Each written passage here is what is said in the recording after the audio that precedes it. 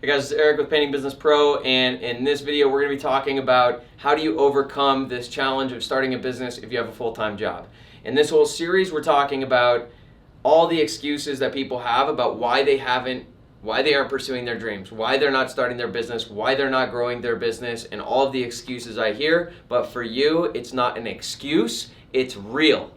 Like, Eric, I can't start my business because I have a full-time job and every other week I'm on the road and blah, blah, blah, blah, blah. Now, as long as you keep telling me this is why you can't start your business, you're in trouble because guess what? You have a job.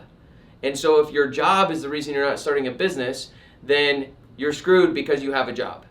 Instead, what you want to be looking at is how do I overcome the fact that I have a job?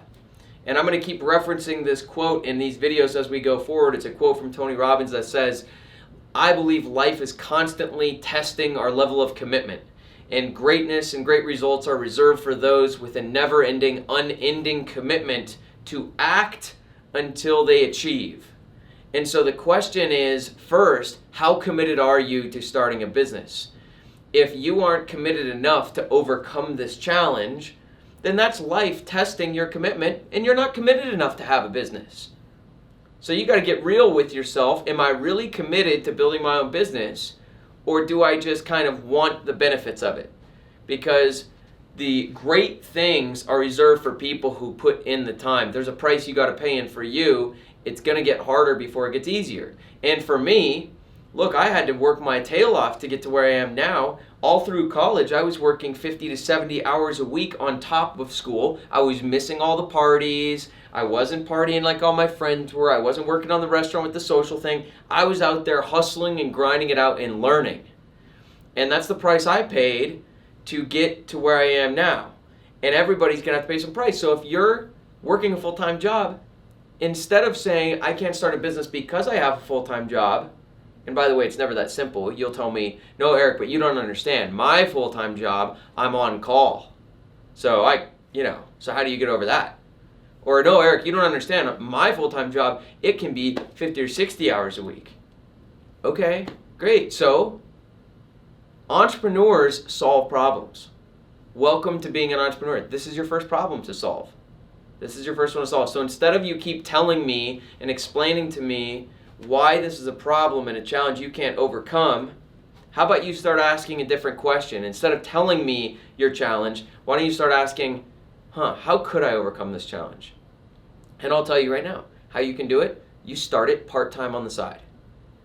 And everyone's going to have a different situation. I can't know yours exactly, but let's just say that let's just keep it simple for now. Let's say it's a normal 40-hour-a-week job, 40 to 50 hours a week. So it's Monday through Friday, and it's all day, okay? So the only free time you have is Saturday and Sunday. Great. So start your business Saturdays and Sundays. Go out and do marketing half of Saturday and go do 4 estimates a week on Sundays. You're like, Eric, but that's the day with, that I spend with my family. I'm like, okay, cool. Well, you don't need to start a business. I think the reason you want to start a business is probably to spend more time with your family because you're sick of your blood-sucking job that just you don't even enjoy, that you spend 50 hours a week at, and you want to have a business so you can spend more time with your family, but you have to do what it takes to get to the business. So maybe it's working a little bit on Saturday to market, a little bit on Sunday to do your estimates, and maybe you're booking one measly job a week for $2,500, and maybe you're giving people a discount of $200 so that you can do these jobs on the weekends when you're free. And maybe you have to do this for 12 weeks. All right, so that over 12 weeks you go out and do $25,000 in business and you make $10,000 in profit. And now you have $10,000 sitting in the bank. So that's basically 2 months of pay from your job. So you could quit your job and you've got 2 months of pay already in the bank. And now you've got Monday through Sunday to go and work. And if you could do $2,300 a week just Saturday and Sunday, you better believe you can do $5,000 a week if you have the whole week, and you can make $1,500 a week, and you're right away, that's how you make the transition. So if you're working a full-time job, that's how you do it. And if you say, Eric, I'm on call though and my schedule's weird, great, so adjust your schedule. Start asking, how do I solve this problem? Not keep telling me, No, but you don't understand. It's like, look, if it's that hard, don't do it.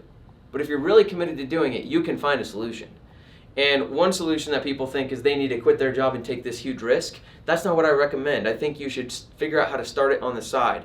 And maybe you've got a different schedule where you're traveling 3 weeks a month. Okay, well then you've got 1 week a month where you can be home and work on the business and schedule the jobs for the next month. You gotta sort that out. It might take you 4 weeks, it might take you 4 months, it might take you a whole year to make that transition. This is life testing your level of commitment. So it's up to you what you do. Now, if you're in this position, I'd love to hear from you. Drop a comment below. And next week, we're going to start moving into some of the other common excuses that I see where people are really getting in their own way when we start to get into marketing and then finding good painters and finding good help.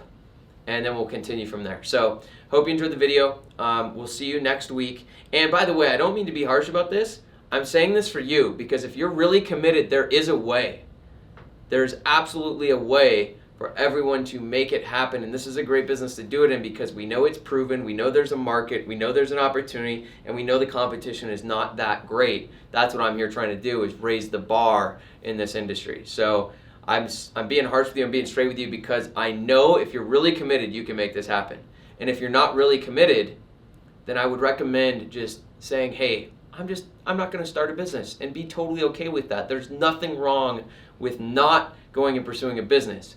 I want you to get off the fence and either take action and make it happen or just decide you're not going to.